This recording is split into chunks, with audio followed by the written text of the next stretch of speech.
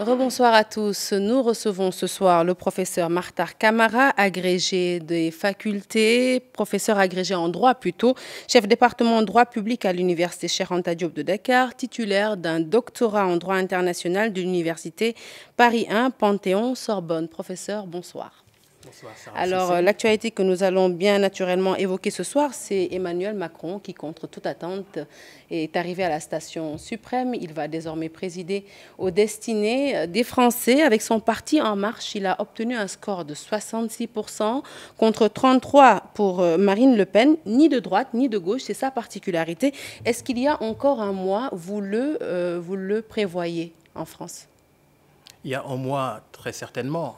Je pense que les intentions de vote étaient déjà en train de se cristalliser. Par contre, il y a un an, bien malin, celui qui aurait imaginé que le prochain président de la République française serait âgé de 39 ans et qu'il serait élu à sa toute première tentative. Il n'a pas bénéficié du concours de l'appareil d'un parti politique, puisqu'il a juste créé un mouvement avec quelques amis au début, mais personne ne prenait tout ça au sérieux. Il a réussi de façon extraordinaire à coiffer au poteau les candidats qui avaient été investis à l'issue de primaires plutôt bien réussies, il faut bien le dire, candidats qui étaient dans le sérail politique depuis belle lurette. Et c'est extraordinaire, c'est une belle histoire, c'est une aventure magnifique. Voilà quelqu'un qui a 39 ans, qui, après avoir lancé un mouvement politique il y a juste un an, qui était inconnu du grand public il y a à peine 3 ans, va dimanche prochain se voir transmis les codes de déclenchement du feu nucléaire par le président François Hollande. C'est une très belle histoire, c'est une histoire qui incite à l'optimisme, qui incite à faire le pari sur la jeunesse aussi. Alors, Macron, son âge, nous allons en reparler. Le pari sur la jeunesse que vous venez tantôt d'évoquer également, il a obtenu 66%, c'est vrai, mais il y a également ce score du Front National qui, il ne faut pas l'ignorer, obtient pour la première fois sous la Ve République 33,9%, 10 millions, plus de 10 millions de Français ont voté pour Marine Le Pen. Finalement, que devrait-on, si vous voulez, plus retenir de cette élection? Est-ce que ce sont les 66% de Macron ou cette percée historique du Front National? Oui, il faut relativiser la percée du Front National. Les sondages jusqu'à vendredi à minuit, donc date limite de diffusion des sondages de par la loi, donnaient Marine Le Pen quelque chose comme 40% des suffrages exprimés. Donc son score est un peu décevant, il faut bien le dire. En revanche, j'admets avec vous que 33,9% des suffrages, ça représente quand même 10 600 000, très exactement, 10 600 000 électeurs qui se sont prononcés en faveur de Marine Le Pen. De l'autre côté, il y a eu quand même 20 750 000 voix qui se sont prononcées en faveur de M. Emmanuel Macron. Mais dans ces 20 millions de voix, vous êtes d'accord avec moi qu'il faut compter ceux qui ont voté pour sanctionner Marine Le Pen et qui ne sont pas pro-Emmanuel Macron? Bien sûr, il s'agit de ça. Il ne s'agit pas d'un blanc-seing qui a été décerné à M. Emmanuel Macron. Il s'agissait avant tout de faire barrage à Marine Le Pen, puisque les Français ont décidé de faire le choix de l'ouverture au monde plutôt que le choix du nationalisme, de l'isolationnisme, du protectionnisme. Les Français ont décidé de ne pas faire le choix du repli sur soi. Cela ne veut pas dire, et je crois que M. Macron l'a parfaitement compris, que les Français lui ont donné un chèque en blanc, loin de là. D'ailleurs, les échéances électorales prochaines, justement, les législatives du 11 de et du 18 juin, oui, vont représenter pour M. Macron, je le pense bien, le 3e tour législatif, pourrait-on dire, avant éventuellement un 4e tour social. Mais en tout cas, l'échéance du mois de juin, l'échéance des législatives est une échéance plutôt risquée pour M. Emmanuel Macron. et il en est bien conscient, me semble-t-il. Alors, professeur, à tort ou à raison, il y a cette interrogation qui revient toujours au lendemain d'une élection présidentielle en France, l'impact que cela va avoir irrémédiablement en Afrique. Alors, quel va être, selon vous, l'impact de cette élection d'Emmanuel Macron en Afrique en général, au Sénégal en particulier, et surtout le fait qu'il ne soit ni de droite ni de gauche, peut-il ou va-t-il avoir des conséquences sur les relations diplomatiques entre le Sénégal et la France? Il n'y a rien à craindre pour les États africains de l'élection de M. Emmanuel Macron. M. Emmanuel Macron n'est ni de droite ni de gauche, vous l'avez dit, c'est un candidat plutôt centriste, mais incontestablement, il vient de la gauche, puisqu'il a été déniché par François Hollande, il a été son conseiller économique, il a été secrétaire général adjoint de l'Élysée avant de devenir ministre de l'économie, juste avant de s'émanciper pour voler de ses propres ailes, pourrait-on dire. Monsieur Emmanuel Macron est forcément quelqu'un qui va être sensible au problème du continent africain. Je lisais d'ailleurs une de ses interviews où il promettait de se rendre très rapidement sur le continent africain. Songez quand même qu'il est de la promotion Léopold Sédar Senghor de l'ENA, 2002-2004. Il y a encore 13 ans, M. Emmanuel Macron se voyait décerner son brevet de l'École nationale d'administration de France. Et soit dit en passant d'ailleurs, c'est le 4e président de la 5e République à être sorti de l'École nationale d'administration après Valéry Giscard d'Estaing, après Jacques Chirac et après François Hollande. Il s'y ajoute que ses biographes racontent que lorsqu'il était à l'ENA, il a effectué son stage de fin d'études à l'ambassade de France au Nigeria, où il a séjourné pendant 6 mois et où il a pu, en observant un peu, j'allais dire, le déroulement de la vie politique nigériane, rédiger un mémoire de fin d'études. Donc c'est quelqu'un qui va être sensible aux questions africaines. Il s'était rendu pendant la campagne électorale d'ailleurs en Algérie, même si son voyage en Algérie avait pris un tour plutôt polémique avec ses déclarations sur la colonisation comme crime contre l'humanité. Vous savez que les hommes politiques traditionnels en France ne veulent pas de la repentance. Les hommes politiques traditionnels en France ne souhaitent pas que la France présente des excuses par rapport à la colonisation, qui, soit dit en passant, serait un mal nécessaire, selon le président Senghor. On se souvient de tout ça. Voilà, donc M. Macron, si on lit son programme, on se rend bien compte qu'il y a des propositions par rapport au continent africain. Il envisage de doubler les financements en faveur des projets destinés à renforcer l'égalité homme-femme, par exemple. Il envisage également de renforcer les sources de financement en faveur des infrastructures, en faveur du développement des petites et moyennes entreprises en Afrique, puisque ce sont, il faut bien le dire, les petites et moyennes entreprises qui sont les gros pourvoyeurs des bataillons de l'emploi en Afrique. Grosso modo, je dirais que il y aura très certainement une touche nouvelle, mais les grands agrégats de la politique africaine de la France ne seront pas bouleversés. Pourquoi? Parce que la France a des intérêts en Afrique. Il y a quand même quelque chose comme 300 000 Français qui résident en Afrique. Je lisais une interview récente du président Emmanuel Macron, puisqu'il faut désormais l'appeler ainsi, où il donnait un chiffre, 10% de la population française est d'origine africaine. Il ne peut donc être que sensible aux problèmes du continent, puisque ce qui se passe en Afrique peut impacter positivement ou négativement sur la France. La lutte contre l'immigration clandestine va prendre, j'allais dire, une tournure beaucoup plus humaniste, puisque si je comprends bien, il sera question pour lui de lutter contre les réseaux criminels de passeurs, plutôt que, j'allais dire, de tirer à boulet rouge sur les migrants, puisque les migrants, après tout, engagent une bataille pour leur survie, pour la survie de leur famille, face à la misère, face à la précarité, face à la pauvreté.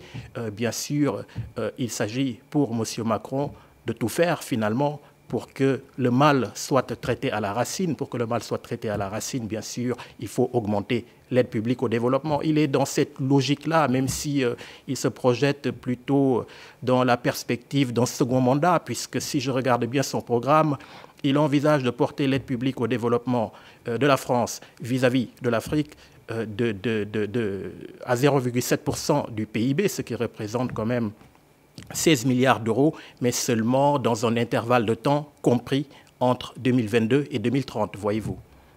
Alors, dernier point avant de survoler un peu l'actualité nationale. Emmanuel Macron est très jeune, vous l'avez dit tout à l'heure, à 39 ans. Il a 39 ans. En Afrique, on a malheureusement encore des dinosaures, il faut le dire, qui s'accrochent au pouvoir. L'élection d'un président si jeune en France peut-il, selon vous, peut-il, selon le professeur de droit que vous êtes, influer sur l'électorat en Afrique? Oh, question difficile. Le moins que l'on puisse dire, c'est que l'élection d'Emmanuel Macron, c'est la victoire de l'audace. Il faut être audacieux pour réussir ce qu'il a pu réussir. C'est la victoire, je dirais, d'une volonté, pour ne pas dire la victoire du culot, passez-moi l'expression, puisque sur place, il y avait encore une fois des politiciens confirmés.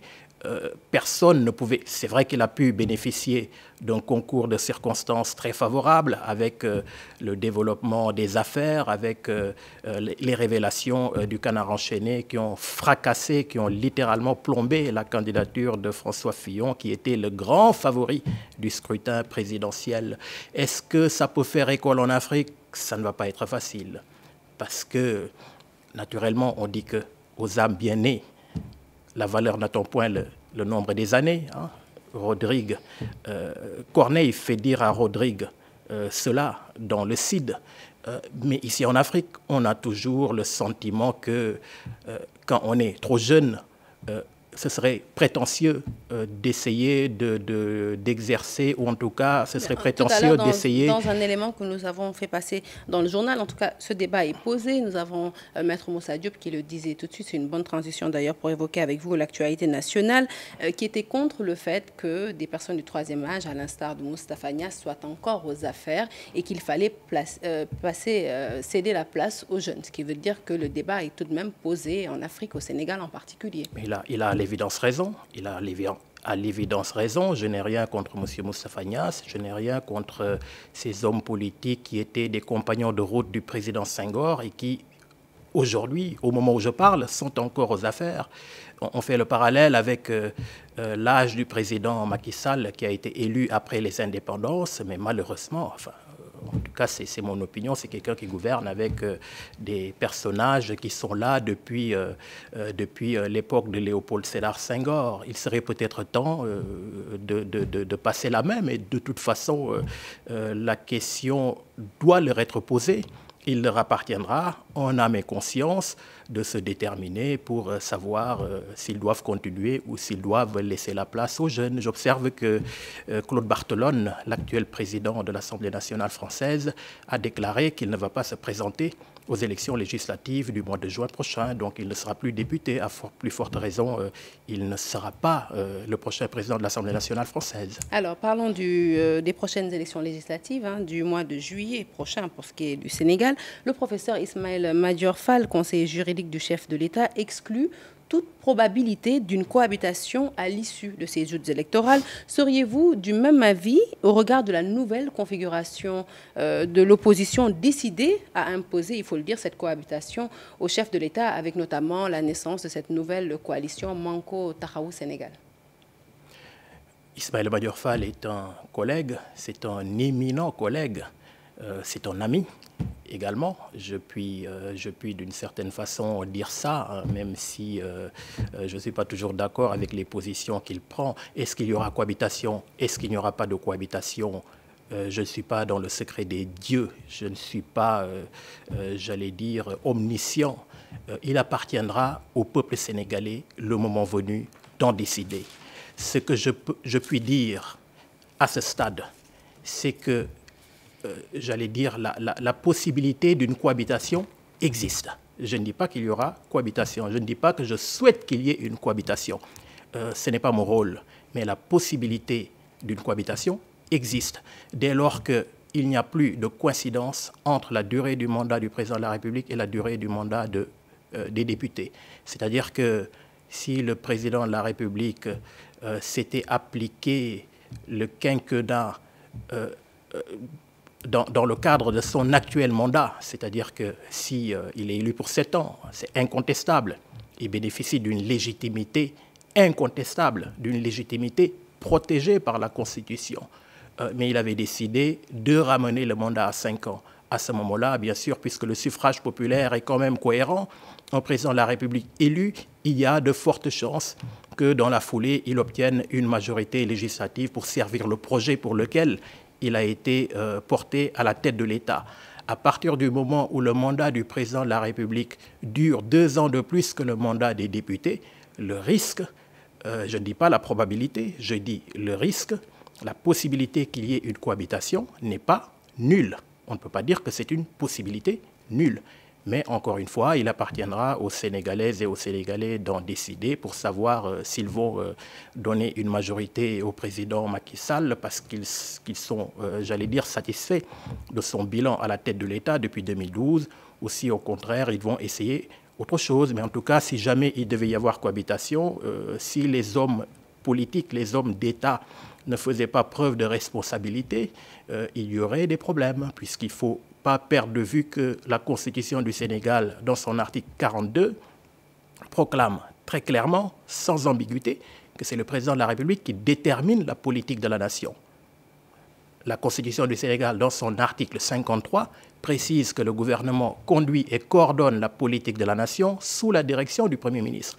Est-ce qu'un gouvernement nommé à la suite d'une victoire aux élections législatives va accepter de mener une politique qui a été déterminée par le président de la République? Je ne le pense pas. Et ça pourrait bien sûr susciter un certain nombre de difficultés si jamais les acteurs politiques ne faisaient pas preuve d'un grand sens des responsabilités. Dernière question, de mémoire, le Sénégalais, il faut le reconnaître, rarement le niveau du débat politique n'a été aussi bas, aussi nauséeux, avec des invectives, des insultes, notamment dans le camp du parti au pouvoir. Quelle est l'analyse du spécialiste de sciences politiques que vous êtes sur l'absence de ce débat d'idées que l'on constate aujourd'hui en lieu et place de propositions, de modèles de société, de programmes? La campagne des législatives n'est pas encore officiellement ouverte. Vous dites qu'il n'y a pas encore de débat d'idées, il n'y a pas encore de débat sur les propositions, mais ça viendra. Je pense qu'avec officieusement, les hostilités sont déclenchées. Tout à fait, les couteaux sont tirés, pourrait-on dire. Il appartient au chef de l'État, puisqu'il est le patron de l'Alliance pour la République, de tirer les conséquences de ce qui semble être petit désordre au sein de l'Alliance pour la République. Mais enfin, ça les regarde. Ce que je puis dire, c'est que ce que les Sénégalais attendent, ce ne sont pas des invectives dans le petit microcosme politicien. Ce que les Sénégalais attendent, c'est des propositions, c'est j'allais dire, des propositions susceptibles de les faire rêver et puis surtout des propositions susceptibles plus tard d'être, j'allais dire, le canevas d'une véritable politique de redressement du Sénégal avec à la clé, j'allais dire, des emplois pour les jeunes, puisque finalement tout est là. Si les jeunes obtiennent des emplois, le Sénégal sera vraiment un pays où il fera très bon vivre, puisque nous avons la paix, nous avons la sécurité dans l'ensemble, contrairement à certains pays de la sous-région. Le Sénégalais, finalement, ne demande qu'un mieux-être social. Le Sénégalais ne demande finalement, j'allais dire, qu'une amélioration de ses conditions d'existence, tant sur le plan économique, sur le plan social, que, pourquoi pas, sur le plan culturel. Merci beaucoup, professeur Mactar Camara, que nous recevions donc ce soir. Je rappelle, professeur agrégé en droit, chef département en droit public à l'Université Cheikh Anta Diop de Dakar, mais aussi titulaire d'un doctorat en droit international de l'Université Paris 1, Panthéon-Sorbonne. Merci beaucoup. Merci également à vous de nous avoir suivis. Excellente suite de programmes sur la TFM. Excellente soirée. À demain.